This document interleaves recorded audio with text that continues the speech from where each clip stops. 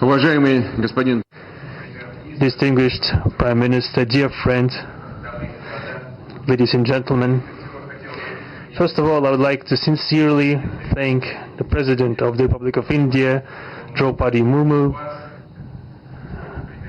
you personally, distinguished Prime Minister, and all our Indian colleagues for the warm and hospitable welcome accorded to the Russian delegation. The negotiations that we've just had with the Indian colleagues, and as well as our talk yesterday with distinguished Mr. Modi in the form of tete-a-tete at his residence, the dinner was great. I would like to thank you for this sign of attention. These talks were very useful. They were held in a constructive and a friendly atmosphere, in the spirit of the special and privileged partnership between Russia and India. I would like to point out that we and Prime Minister Modi have established a close working dialogue. In September this year, we met during the CEO summit in Tianjin. We are regularly having telephone calls. We are personally overseeing some aspects of the development of Russian-Indian cooperation, all strategic avenues, and also we are monitoring the course of the implementation of key bilateral projects. And today, with the participation of our delegations, we have meticulously and substantively reviewed the whole range of relevant questions of the Russian-Indian multifaceted interaction. We exchange our opinions on the relevant global and regional subjects. In the joint statement that we've adopted with Mr. Modi, we've delineated the priority objectives on the further reinforcements of our ties in the politics and security, economy, trade, and humanitarian cultural spheres. As you saw for yourself, we have signed an impressive package of intergovernmental, interagency, and corporate agreements. Many of those agreements are intended to broaden the economic cooperation between Russia and India. And this is entirely natural, due to the fact that our countries are important partners of one another in trade, investment, and technologies. Last year, our bilateral trade turnover has grown by 12%, setting another record. According to different data, this number may look different, but it is generally around $64 billion. Currently, we are forecasting that the results of this year will remain at the same impressive level. At the same time, as I perceive it, we are up to the task of getting this number to the level of $100 billion. And to reach this important goal, we have harmonized the program of development of Russian-Indian economic cooperation until 2030. This comprehensive document gives us concrete set of objectives. The Intergovernmental Commission, the ministries and different agencies of the economic bloc of both countries have set objectives to remove barriers hampering the goods flows and capitals, the implementation of joint projects and deep technology and innovation cooperation. And distinguished Prime Minister gave us a whole list of challenges that deserve the most attentive focus of our government. We will do that. The growth of Russian-Indian commercial links would be helped by the creation of a free trade zone between India and the Eurasian Economic Union. We are already conducting work on the corresponding agreement. I would like to note with satisfaction that our countries are gradually moving to the use of national currencies in mutual settlements. The share of these national currencies is already 96% in commercial deals. We have established resilient channels of credit, financial, and interbanking cooperation. Russian economic operators have broadened the sphere of use of Indian rupees, which we receive from the fulfillment of export contracts.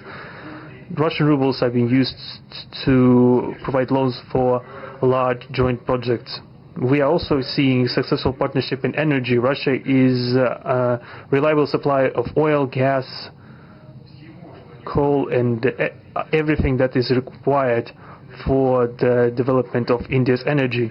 We are ready to continue uninterrupted shipments of fuel for the fast-growing Indian economy. Of course, the bilateral interaction in energy does not limit to that. We are also conducting a flagship project to build the largest Indian nuclear power plant, Kudankulam. 2 out of 6 reactor units have been already connected to the energy network, and 4 are still under construction. Getting this nuclear power plant to full power output will give an impressive contribution to the energy requirements of India. It will help supply Indian enterprises and houses with cheap and clean energy.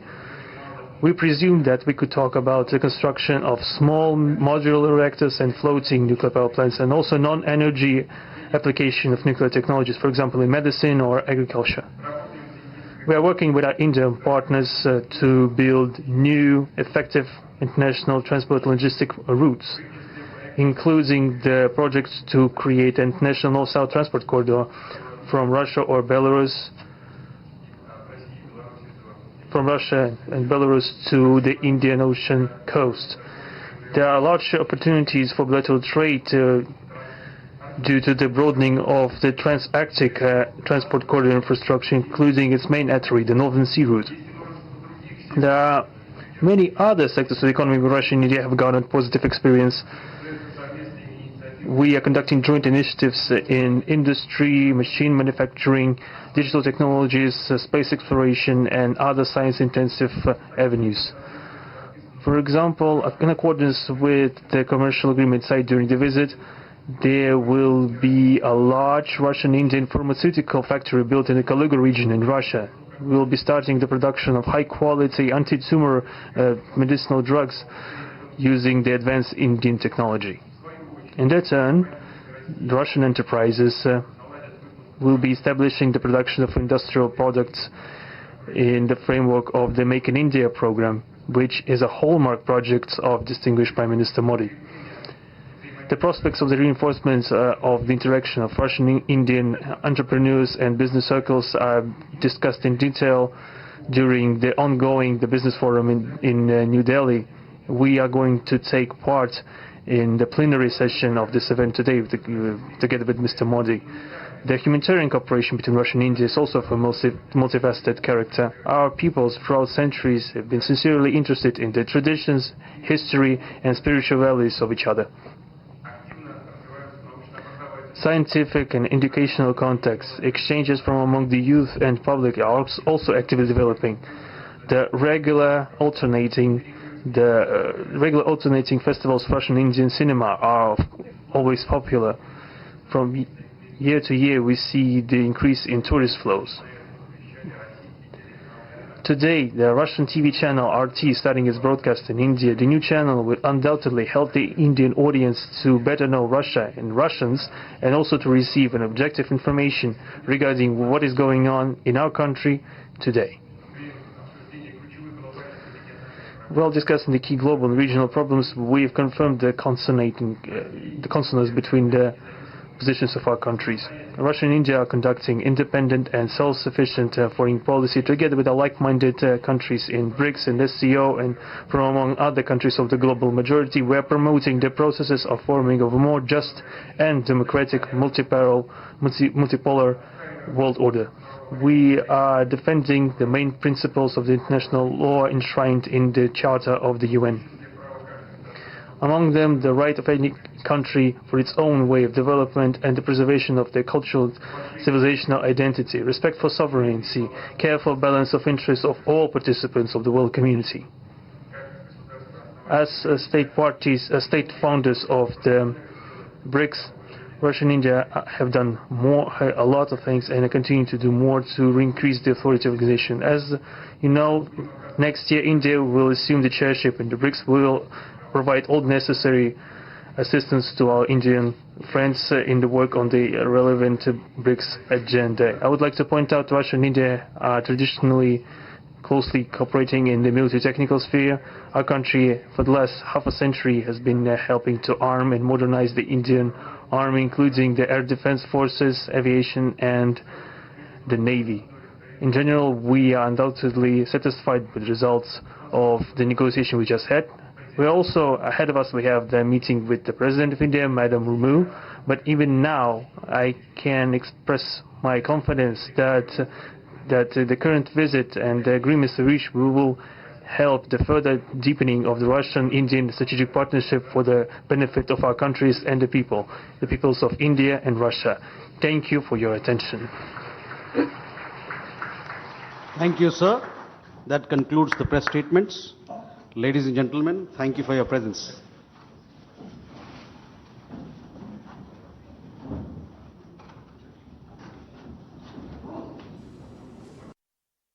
तो देखिए, प्रधानमंत्री नरेंद्र मोदी और Vladimir Putin की ये joint press address थी और इसके तहत यहाँ पर घोषणा की गई कि भारत और रूस के जो सामरिक आर्थिक जो समझौते हैं उनको और बल मिलेगा इस शिखर सम्मेलन से। 23वां शिखर सम्मेलन था। इस बैठक में, इस शिखर सम्मेलन के बाद घोषणा की गई कि भारत और रूस के बीच जो आर्थिक सहयोग है वो बहुत बढ़ेगा। प्रधानमंत्री नरेंद्र मोदी ने रूस को भारत में मेक इन इंडिया के लिए आमंत्रित किया और इसके एवज में राष्ट्रपति व्लादिमीर पुतिन ने घोषणा की कि वो मेक इन इंडिया में सहयोग करने के लिए तैयार है। भारत में इसके तहत सबसे बड़ा न्यूक्लियर प्लांट भी लगाया जाएगा जिससे क्लीन एनर्जी भी पैदा होगी। बिल्कुल। और इस शिखर वार्ता के बाद जैसा कि बताया गया है कि अडॉप्टेड जॉइंट स्टेटमेंट जो है दोनों शीर्ष नेताओं के साथ जो जॉइंट स्टेटमेंट है वो थोड़ी देर में जारी होगा।